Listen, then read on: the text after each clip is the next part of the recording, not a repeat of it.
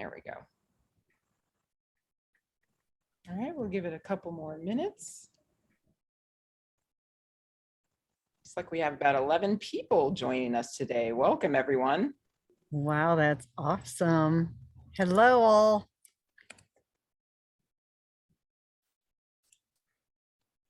Oh, And most people are just going to be listening in, which is totally fine. Some of us are multitasking today. We get it.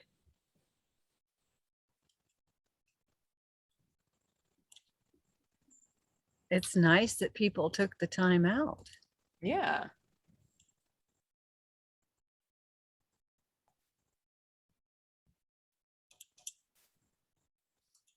All right, we're almost there at 12:05.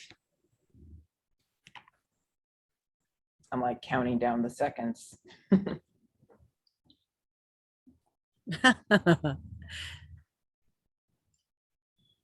Thank you, Nicole, for hosting our Yeah. tour today. No, thank you. You're going to be the star of today's tour. So thanks for joining, Michelle. I'll put my stardom hat on. You should have seen me earlier, Michelle. So we have a weekly meeting with my team, and I'm a huge fan of the Renaissance Festival. So, and I'm going again this weekend in Maryland. And I bought this really cool pirate-inspired leather hat that had a plume of feathers coming out of it. Oh, very I did a little fun. show and tell earlier today, and everyone seemed to like it. Very fun. You should have come on with it today. I could do that. It might be a little distracting though, so maybe next time. Next big meeting. All right, so it's 12:05 now, so we're going to go ahead and get started. Thank you and welcome everyone to our Supportive Services for Veteran Families in Virginia program tour. So I will be kind of leading introductions and have a little information to share with you at the end of the tour, and Michelle Porter Will, our Director of Virginia SSVF program, is going to be taking the lead. So Michelle, I'll let you just do a brief introduction, and then I will show everyone what we're going to talk about today. Okay, so I'm Michelle Porter Will with Volunteers of America Chesapeake, and I'm very proud of our veteran services and really happy that each one of you have joined us today. I'm the program director, as Nicole said. Our program, Veteran Services, has been up and running. It'll be almost 10 years in January.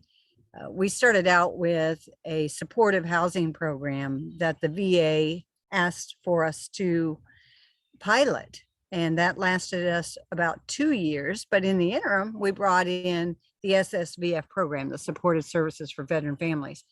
That was October, November, around that time. We started hiring in November, I should say. So October of 2012.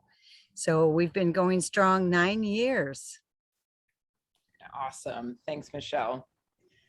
So we just finished doing introductions. And again, for those of you who don't know me, I'm the Executive Director of Fundraising and Development at VOACC.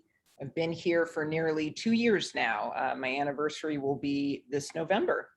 I'm going to provide just a brief overview of Volunteers of America.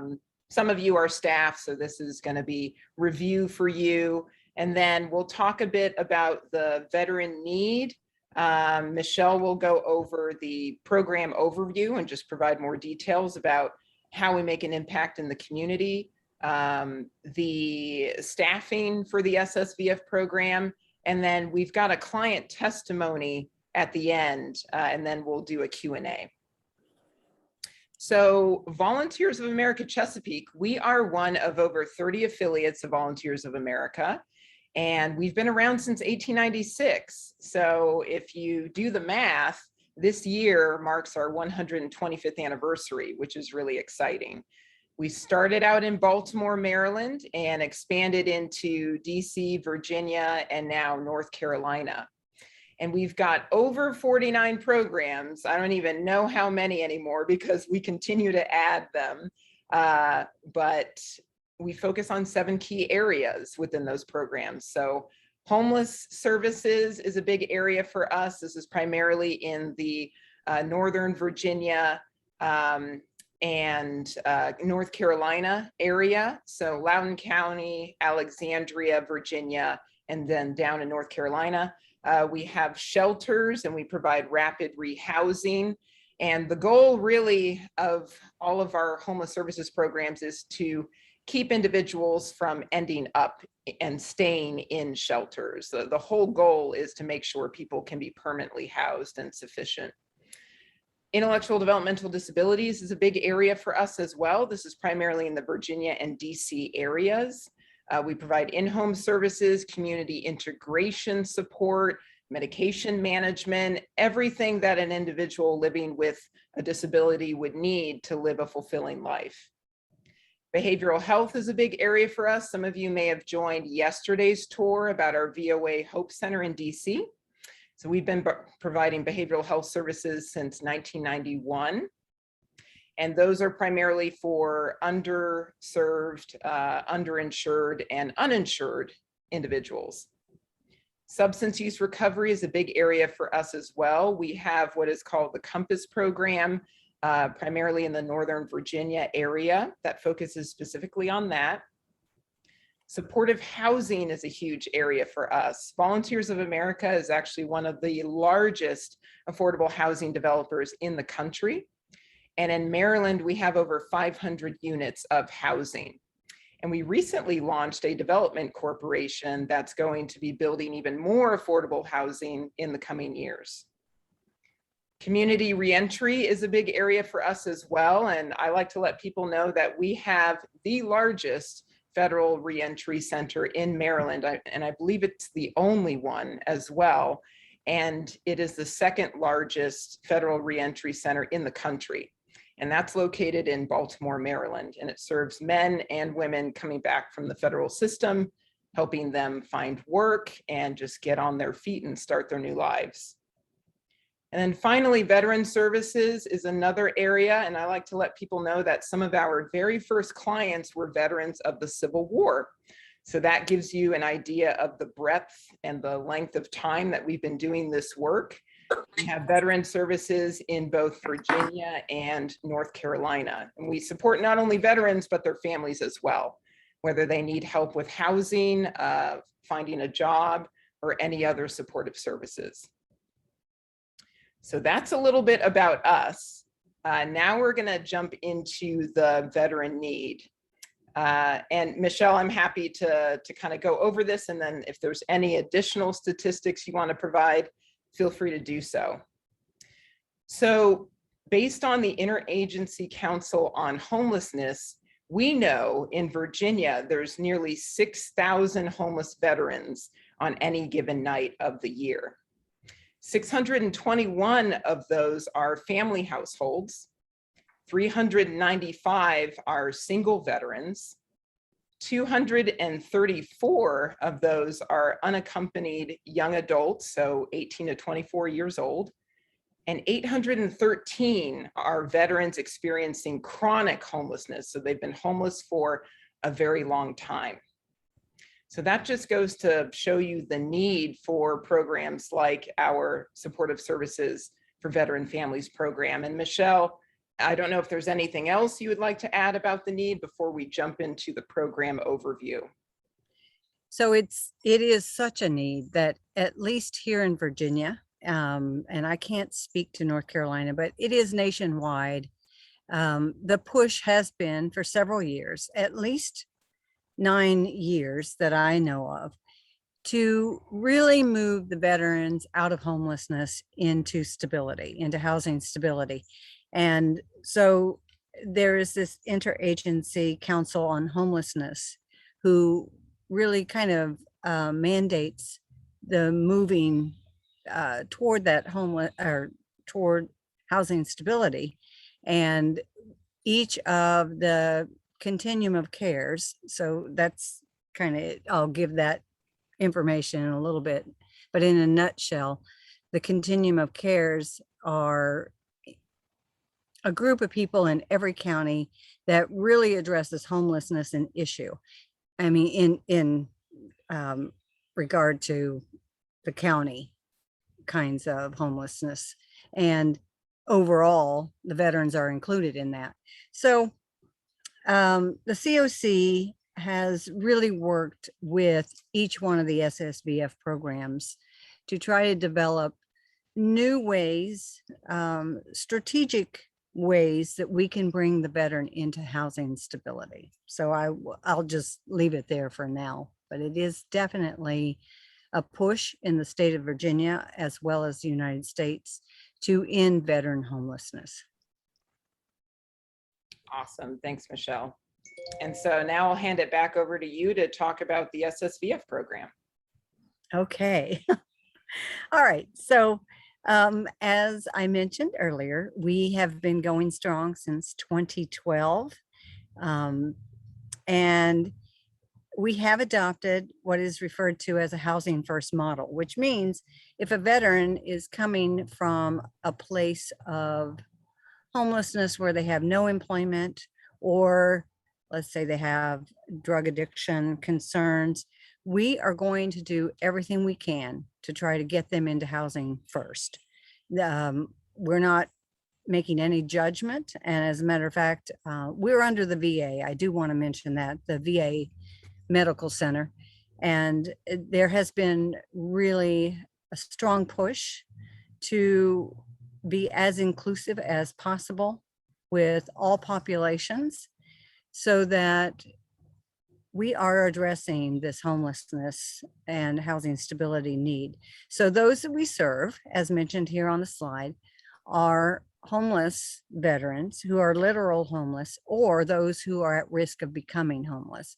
So we rapidly rehouse those, we try anyway, those who are homeless coming off the street, and those who are at risk of losing their housing in the moment.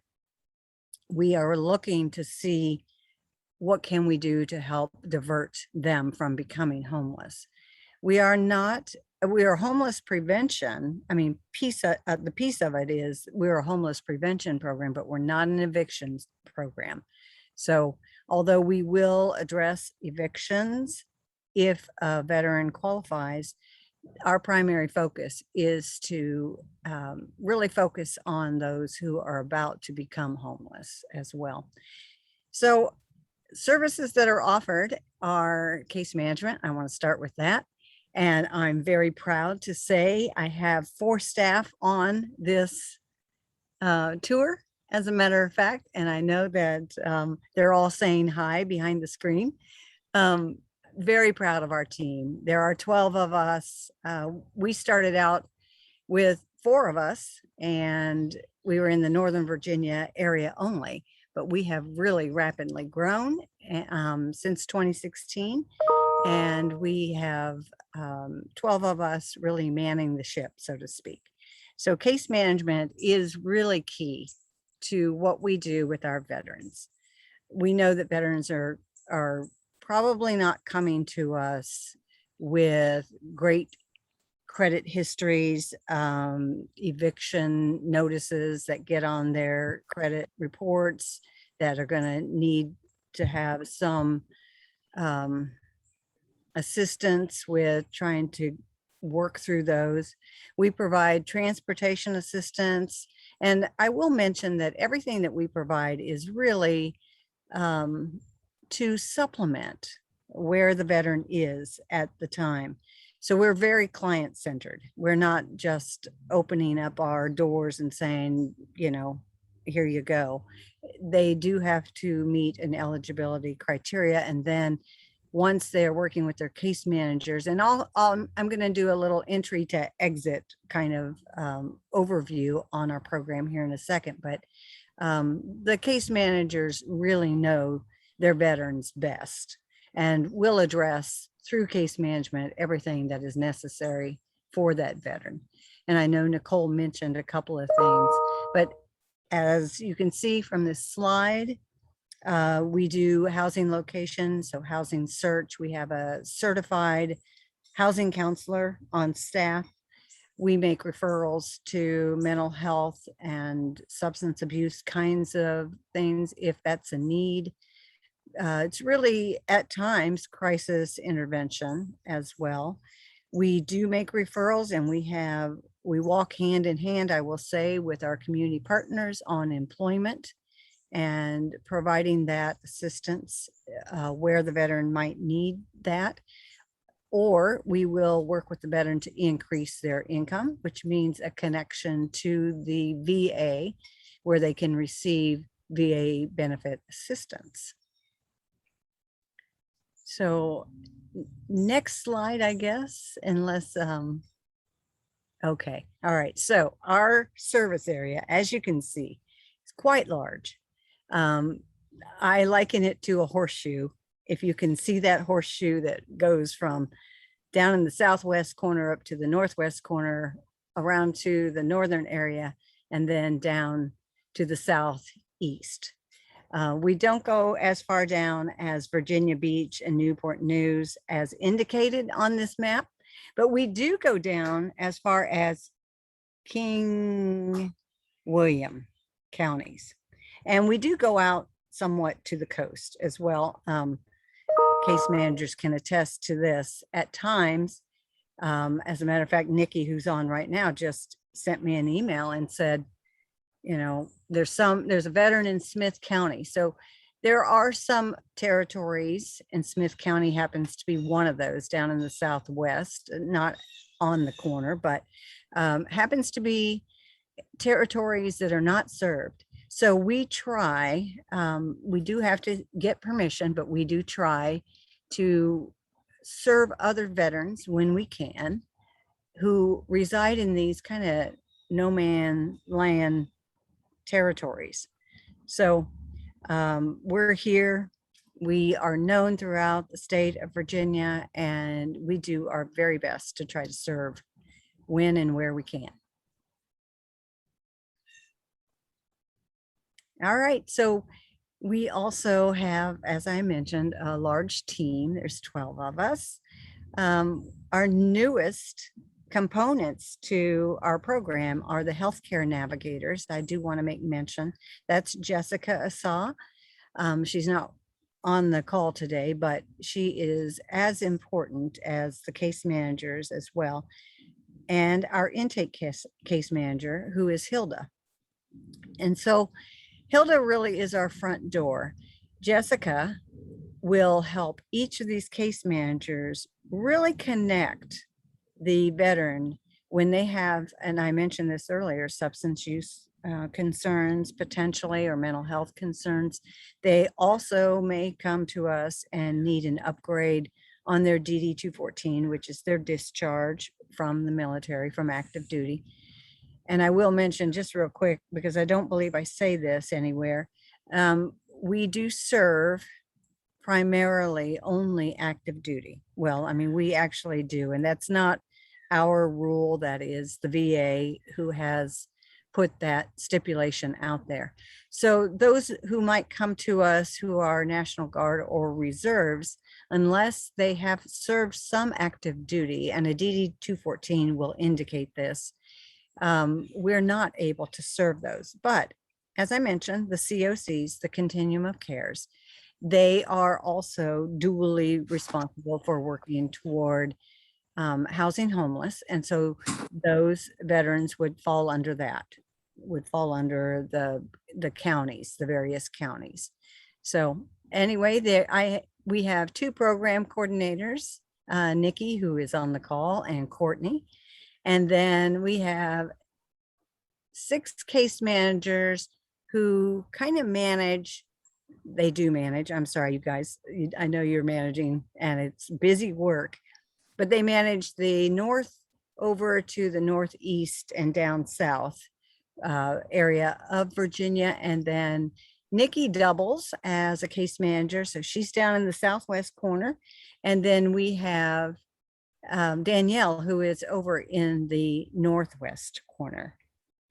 And then Carla, who is our certified housing counselor, who's on staff as well.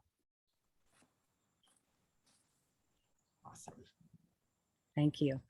So we indicated we had 197 veteran families. That's actually 198 when our grant year ended, and it just ended September 30th. So that is 342 individuals that we served in our, I like to say smaller program, because we are a small program. We're a very close-knit family and close-knit team, but that's a lot of people to serve inside of a year. It keeps us really moving. So 60 families were placed into permanent housing, and this is during the time of COVID as well. And then 37 are those homeless prevention families that we diverted from becoming actually literally homeless. And I lost my thought. Oh, I wanted to mention, we had during this COVID time, and it's not so readily available now, but we had the opportunity to place veterans in hotels where there actually were no units, or sometimes our veterans go into bedrooms, sometimes they go into apartments, sometimes they do shared housing where they can live in a house with maybe another veteran or family members. So during the time of COVID, we've not had that luxury. What we've seen is a decrease actually in housing that is available.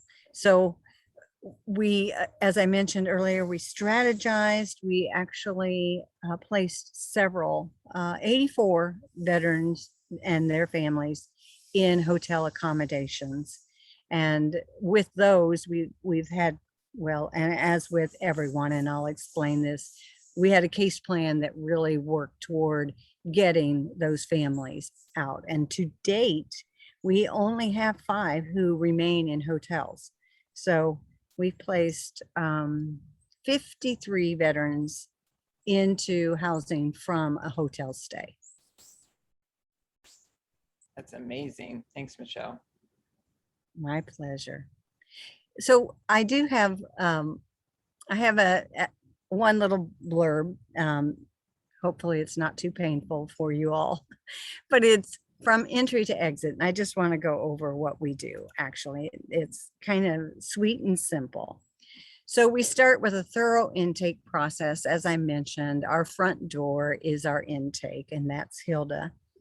That takes usually about an hour to complete in order to determine veteran eligibility for either those who are literally homeless or, as I mentioned, those who are at risk of becoming homeless.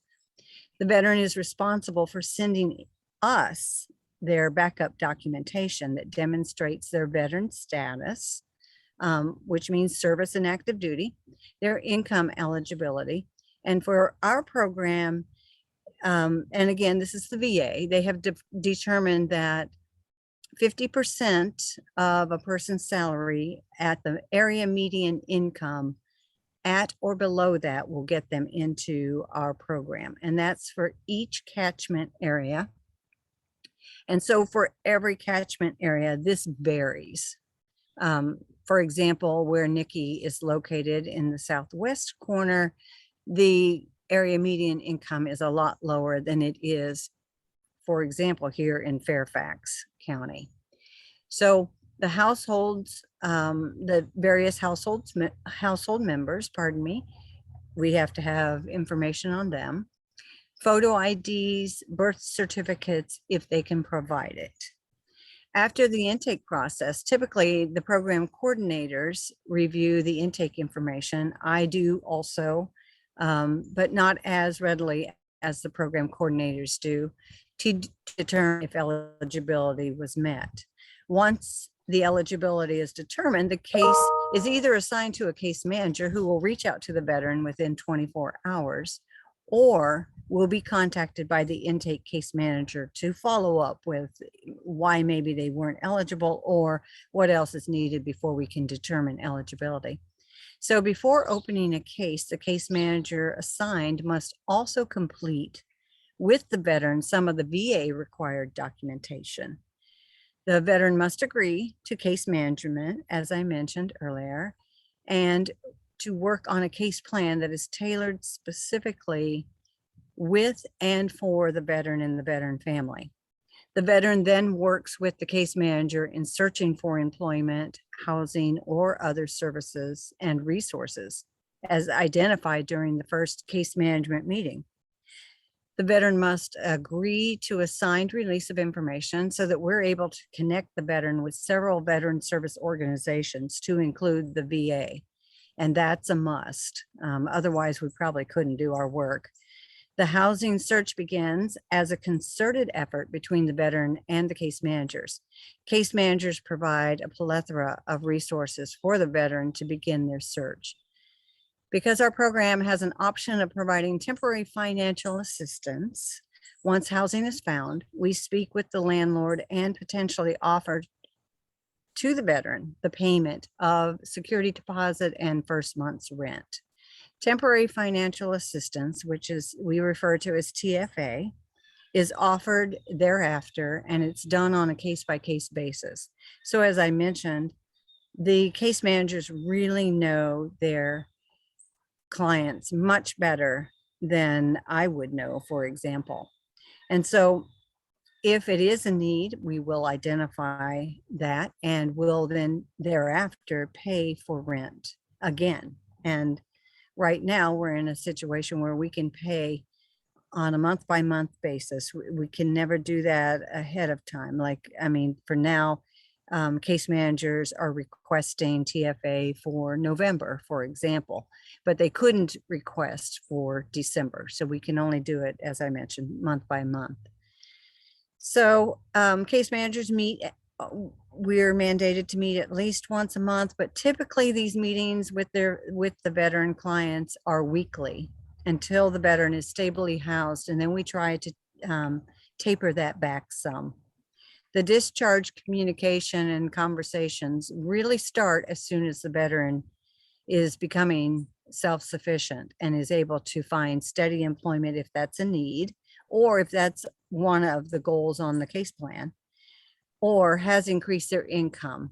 And when I say increased income, in the veteran world, there is a service-connected disability that veterans can apply to. If they are eligible for the service-connected disability, they can get increments going from 10% to 100%. And there's a scale that doesn't have anything to do with our program necessarily, but we're aware that the veteran can increase.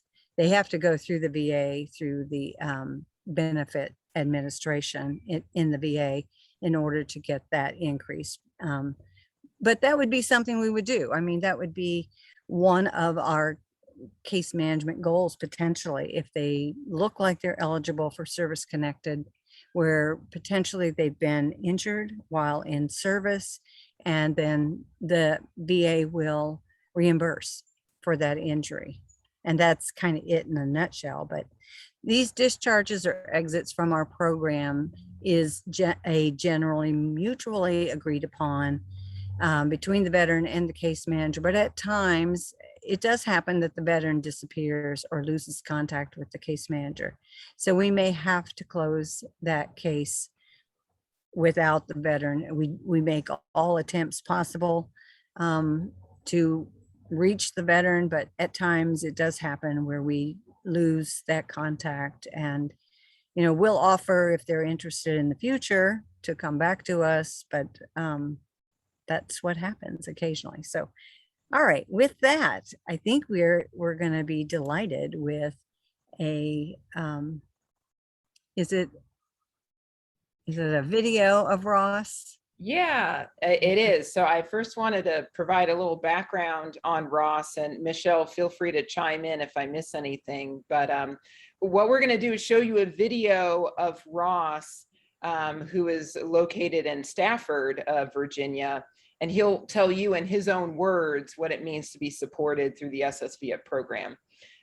So Ross is a Vietnam War veteran, originally from North Carolina, and was doing really great after he was discharged from service and got to travel around and eventually ended up in Virginia, and was unfortunately at the time leasing a space when his landlord let him know that he would be selling the spot and that he would be moving, which meant that Ross was suddenly evicted. The landlord didn't give Ross 30 days notice. It was really abrupt, and Ross was really scared. He didn't know what to do. And that's when he found Volunteers of America, and we were able to help Ross find his current home. He's living independently and is still housed, as far as I know. We helped pay his initial deposit and several months of rent. We also bought him a laptop and a bike because Ross has a medical condition. I believe it's a weak heart, and his provider let him know he had to stay active. So unfortunately, during the move, Ross lost his bike, so we went ahead and bought him a new one, which he uses on a regular basis. Let me know, Michelle, if there's anything else you'd like to add before I share the video. So I'll just say, it was almost Christmas in 2018. And Ross called me. He got my phone number, and which is good, of course. I was away on Christmas vacation. And when he told me his bike had disappeared, it actually had been stolen from where he had been staying. And he really was, as Nicole mentioned, very nervous. He feared for life, really. He called me, he told me his story, and I do want to also mention, it's not just to keep him active, but this is his mode of transportation. And he explained that to me. I reached out to Courtney, who's our program coordinator, and I said, buy him a bike. We need to do this. We did this before Christmas. And so there was a period of maybe about 48 hours from the time that he reached me to the time that Courtney reached out to him, and we got him rocking and rolling. So he's really near and dear to our hearts. Yeah, no, he is a wonderful man. So I'm going to pull his video up here and just optimize the sound so y'all can hear him. And here we go. I'm going to hit play so you can hear his story in his own words. My previous landlord was getting married and moving to Arizona. I had to find another place, and it kind of caught me off guard. I really was not looking for anyone to help me, except that once I talked to some people, they said, well, you ought to call Volunteers of America.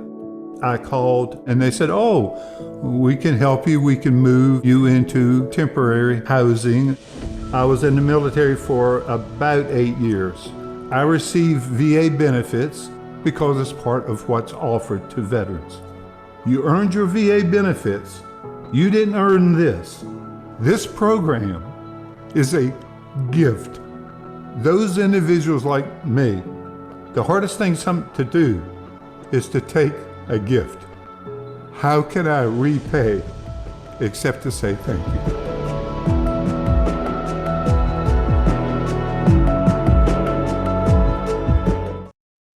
Doesn't that just warm your heart? I love Ross so much.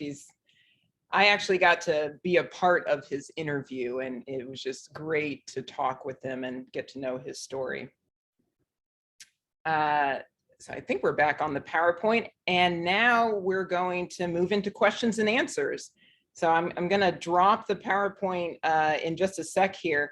If anyone has any questions, you can put them in the chat. You can just shout them out.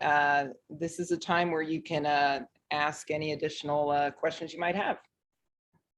I do want to mention Jessica Assaw, our healthcare navigator, was able to join us. And so I just want to acknowledge she's here also. Welcome, Jessica. Hello.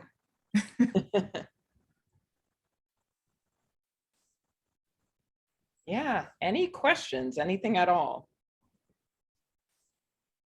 Who's curious? Where's Caprice? Caprice, you're curious.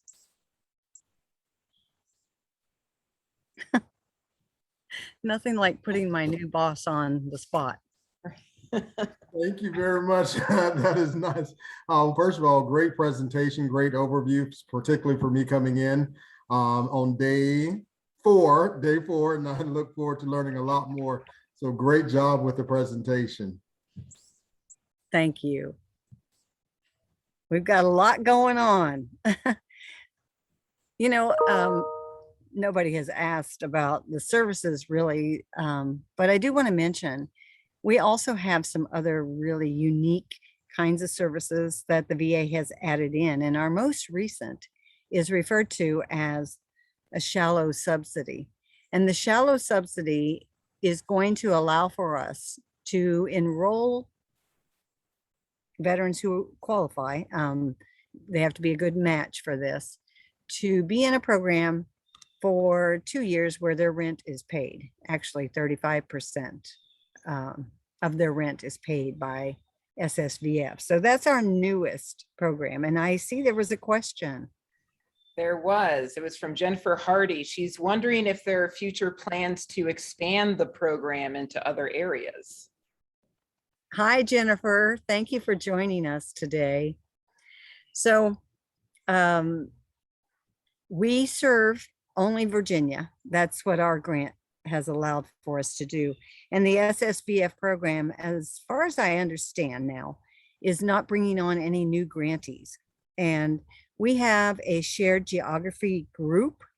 They serve the Maryland, DC, and Virginia area. We serve the biggest bulk of Virginia. But in terms of expanding out, there are other programs, and these are not our shared geography group, but there are other programs in Virginia. There's the supportive housing program. There's Total Progress for Action, and there's the Stop organization, and I think that's it, and us, who also serve Virginia. So the territory that we cover is primarily served by us, but then outside of that territory, with the exception of a very small area down in that southwest corner, it's all covered by SSVF grantees. So in regard to expanding the program, it would have to be a different, probably, program, because the VA is really specific, and SSVF, by the way, is all over the entire nation and Puerto Rico.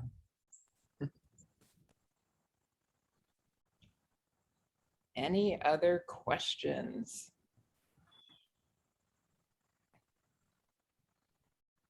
I said this during yesterday's tour, but I like using our COO Candace's rule, where you wait 10 seconds, give people 10 seconds to ask their questions. Well, hey guys, this is Dawn. I don't have any questions, but I did want to say I've kind of been almost from the beginning, I think, from 2012. I've been in this with Michelle, and she has got the biggest heart of anybody I've ever met.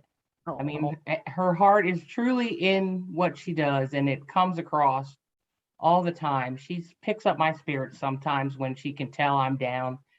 And I just think, Michelle, you and your staff, the leadership you have with them, I know that you guys work tirelessly to get these requests in, to keep these, veterans from being homeless or from having to sleep in their car for the weekend, especially in the winter when things like that happen.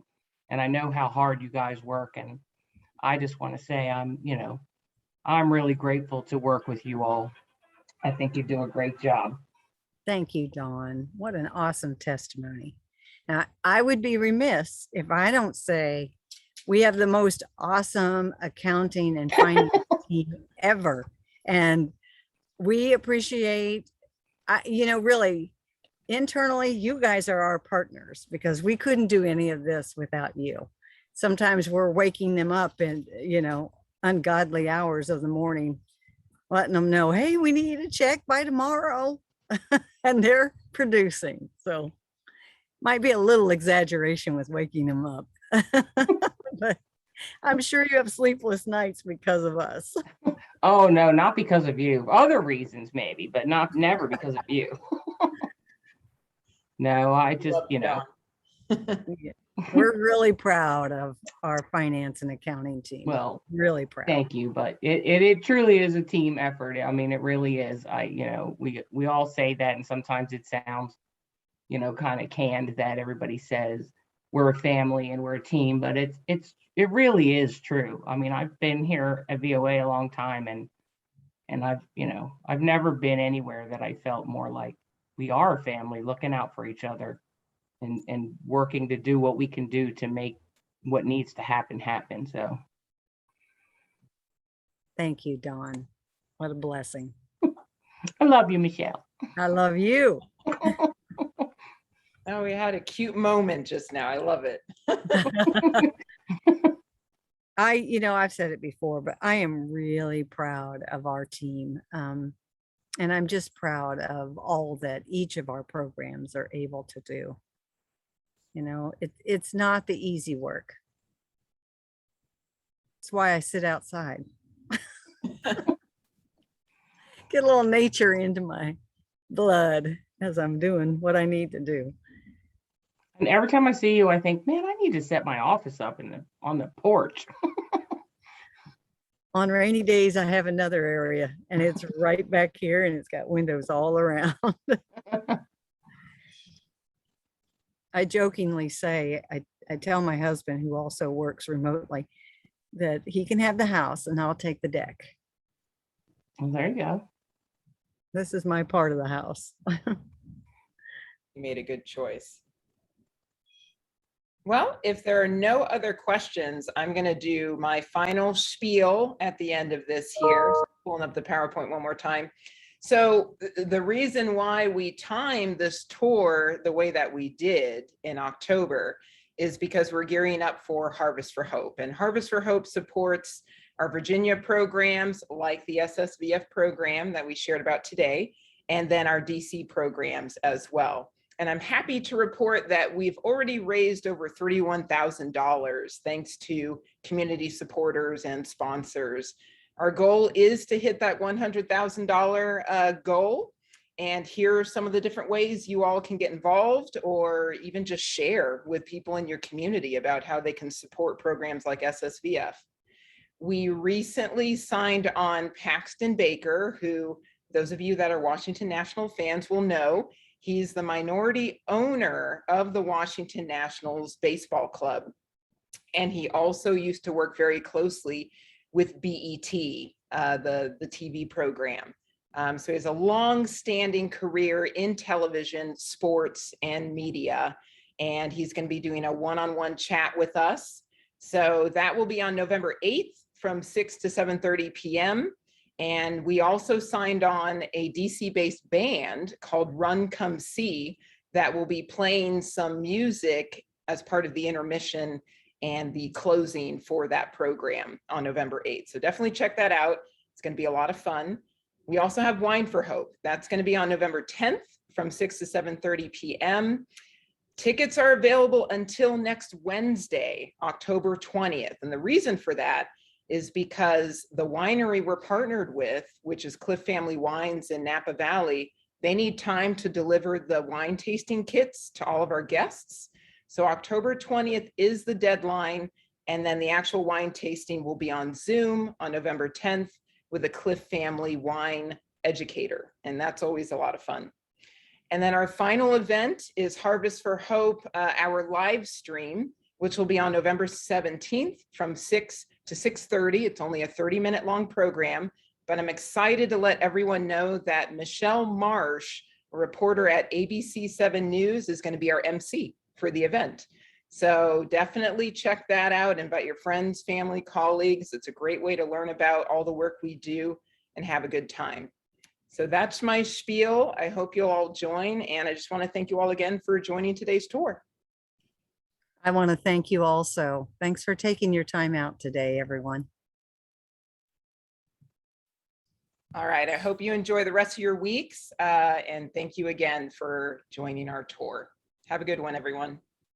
Thank you, Nicole. Bye. Thanks, Michelle. Bye Thanks, all. everyone.